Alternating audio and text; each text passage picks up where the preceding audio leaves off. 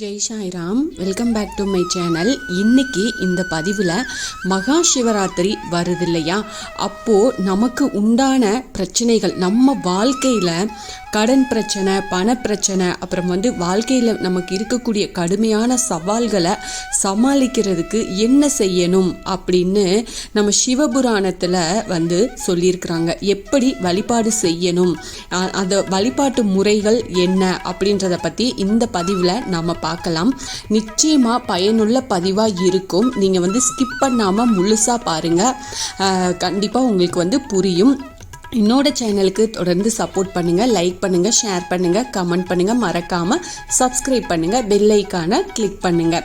புராணங்களில் மிகவும் முக்கியமானது இந்த சிவபுராணம். சிவபெருமானின் படைப்புகள் சிவபெருமானின் மகிமை, சிவ பூஜைக்கான விதிமுறைகள், சிவபூஜை மந்திரங்கள், இது போல் நிறைய விஷயங்கள் அதில் இருக்குது. இதில் மிகவும் சக்தி வாய்ந்தது. இது எல்லாமே பார்த்திங்கன்னா ரொம்ப ரொம்ப சக்தி வாய்ந்த ஒரு விஷயம். இதில் எந்தெந்த முறைகளில் சிவனை வழிபட்டோம் அப்படின்னா என்னென்ன பிரச்சனைகள் தீரும் அப்படின்னும் சொல்லியிருக்கிறாங்க. இப்போ கல்லையும் கரை வைக்கும் திருவாசகத்தின் ஒரு பகுதியாக தான் மாணிக்க வாசகரால் பாடப்பட்டிருக்கு. அதுதான் சிவபுராணம். அதே போல சமஸ்கிருதத்தில் வியாச முனிவரால் இயற்றப்பட்டு 18 புராணங்களில் 4வது புராணமாக இருக்கிறது சிவபுராணம்.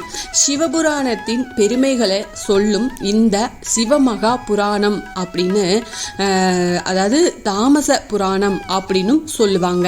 சிவபுராணங்கள் 10 என்ற எண்ணிக்கையில் இருக்கு. இதை படிக்க ஆரம்பிக்கிறதுக்கு முன்னாடி படித்து முடிச்சதுக்கு அப்புறமா சிவ பூஜை கண்டிப்பாக செய்யணும்னு சொல்றாங்க.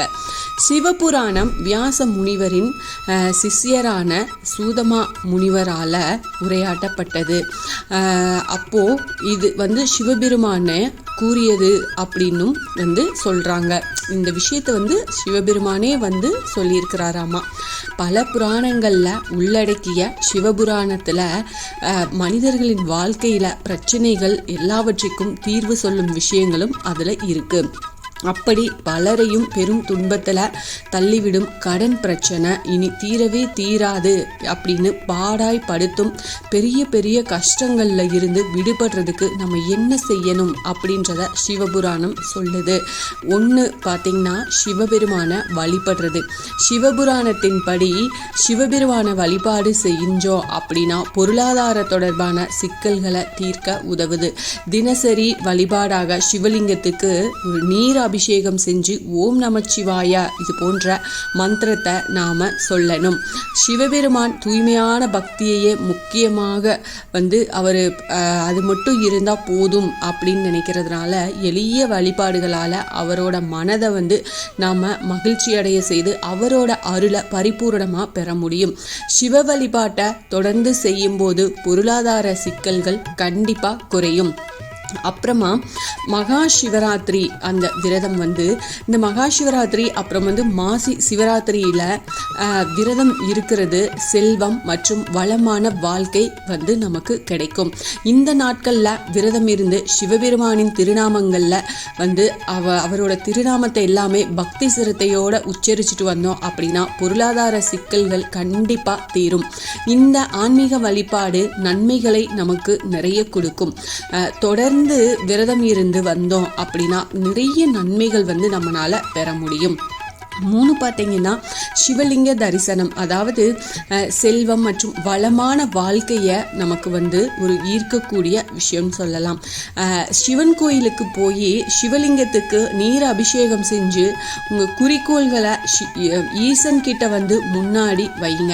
இந்த எளிய சக்தி வாய்ந்த வழிபாடு பொருளாதார சிக்கல்களை தீர்த்து சிவனோட அருளை நமக்கு பரிபூரணமாக கிடைக்க செய்யும். சிவலிங்க தரிசனத்தை அந்த தரிசனம் பண்ணுறத வழக்கமாக நீங்கள் வச்சுக்கிறது நல்லது. அதுக்கப்புறம் 4வது ஒரு விஷயம் என்ன அப்படின்னா திங்கட்கிழமைகளில் சிவன் கோயிலுக்கு போய் விளக்கேற்றுறது தாங்க. பொருளாதார நெருக்கடியை இது முற்றிலும் நீக்குங்க. இது எப்படி பண்ணணும் அப்படின்னா, தொடர்ந்து 41 திங்கட்கிழமைகள் கோயிலுக்கு போய் நெய் விளக்கு ஏற்றி இந்த வழிபாட்டை நீங்கள் செய்யணும். இந்த ஆன்மீக வழிபாடு செல்வத்தை ஈர்த்து பொருளாதார நிலைமையை உயர செய்யும். சிவன் கோயிலுக்கு போய் விளக்கேற்றும் பழக்கத்தை நிச்சயமாக நீங்கள் கடைப்பிடிச்சிட்டு வாங்க. அப்புறமா 5வது விஷயம் பார்த்தீங்கன்னா, அகண்ட அக்ஷதம். அகண்ட அக்ஷதம் செலுத்துவது செல்வம் மற்றும் வளத்தை ஈர்க்க ஒரு விஷயம். உடைந்திடாத அரிசியை சிவலிங்கத்துக்கு சமர்ப்பித்து அருகில ஒரு துணி வச்சு நம்ம வழிபாடு செய்யணும். இந்த ஆன்மீக செயல்பாடு பண பிரச்சனைகளை தீர்த்து சனி தோஷத்தையும் அகற்றக்கூடியது. வழிபாட்டுக்கு படைத்த அரிசியை வீட்டில் சமையலுக்கு நாம் பயன்படுத்திக்கலாம். வீட்டில் வழிபட முடியாதவங்க சிவன் கோயிலுக்கு அரிசியை தானமாக கொடுத்து வழிபாடு செய்யுங்க. இவ்வளவு தாங்க. இந்த 5 விஷயங்களுமே ரொம்ப எளிமையான விஷயங்கள் தான். நம்ம சிவனை எப்படி வழிபாடு செய்யணும், நமக்கு வாழ்க்கையில் இருக்கக்கூடிய அந்த பிரச்சனைகள்லேருந்து எப்படி நாம் வெளியில் வரணும். இப்போது கடன் பிரச்சனை இருந்தது அப்படின்னாலே நமக்கு நிம்மதி எல்லாமேங்க வாழ்க்கையே போயிடும். அதனால் நம்ம அதிலிருந்தெல்லாம் வெளியில் வரணும், நிம்மதியாக இருக்கணும் அப்படின்னா இது மாதிரி நம்ம இறைவனை எளிமையான முறையில் வழிபாடு செஞ்சு சரணாகதி அடைஞ்சோம் அப்படின்னா நிச்சயமாக நம்ம மகிழ்ச்சியாக இந்த வாழ்க்கையை வாழ்ந்துட்டு போகலாம்.